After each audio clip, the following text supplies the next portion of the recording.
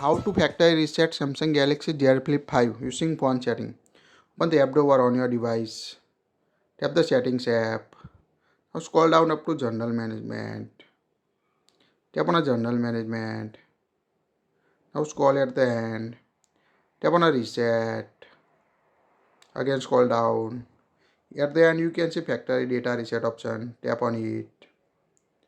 Now scroll down. Here you can see list of deleted data on your device like third party apps, Google account, Samsung account. Tap on a reset tab. Tap on a delete all. When you tap on delete all, it will remove all your personal data on information on your device.